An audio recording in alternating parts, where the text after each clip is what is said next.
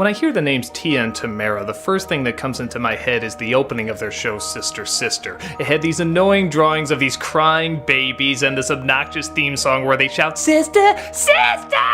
And it was grouped in with usually some bad, gimmicky family shows. So like a fair amount of people, I always kind of associate them with being gimmicky and annoying, but honestly, when you watch the show, it's not that bad.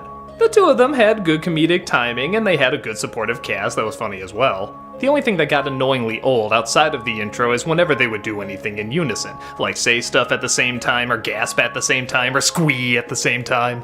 But if I have to be honest, as family shows go, especially leaning towards kids entertainment, it was fine. Twitches is the exact same thing.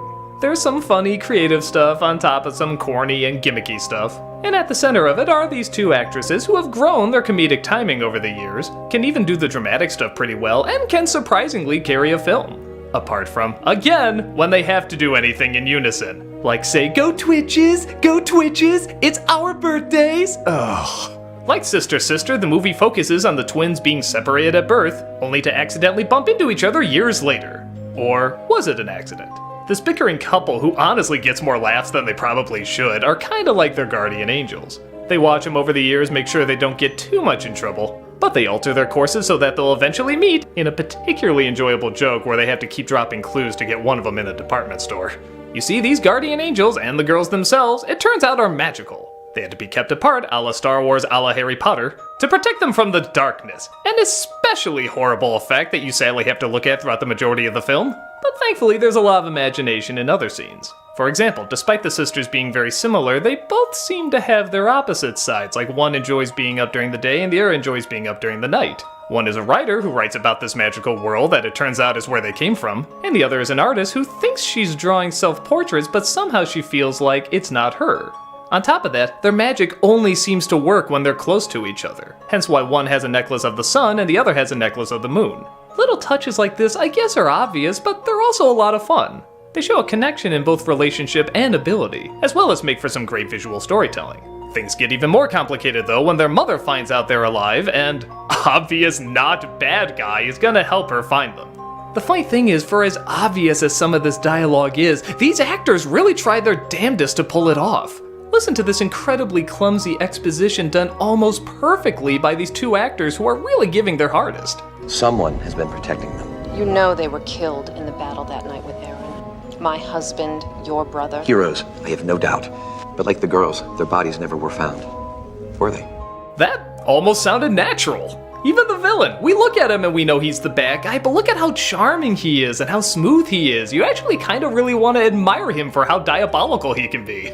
But I know, it's a Disney Channel movie, we're not gonna get that deep. I mean, what, these two girls were separated from their parents, and even though they both have step-parents, and one even had a step-parent died, replaced with another step-parent, now she's gonna meet her actual mother? Come on, they're not gonna address any of this. Actually, they do!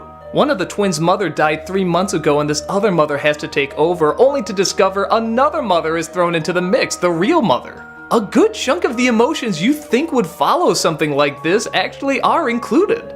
She doesn't want to meet the actual mother because she's lost so many mothers before. And even the stepmother she has now is feeling betrayed because she's almost dismissing her. And the acting from everyone impressively pulls it off. It's never too heavy that it feels like a soap opera, but it's not really ignored either. It does add a nice sense of drama and make the story feel a lot bigger than honestly it probably has any right to be. I mean, sure, it has the lame lines and roll your eyes moments, but there's not as many as you would think. In fact, a good chunk of the scenes that are supposed to get laughs do legitimately get laughs. I really love this one scene where the sister is saying she should be more aware of her surroundings, only to look right past her sister and see a sale at a mall. Look at the way that's shot, that's legitimately humorous. So yeah, for an idea about sister being witches that battle evil, this is much better than it probably should be. It's nothing great and there's dumb moments, but for the audience it's aimed at, there's just enough comedic timing, dramatic moments, and creativity to make it pretty good. If you just ignore the gimmicky scenes where they have to say stuff at the same time, you might actually find yourself having a fair amount of fun.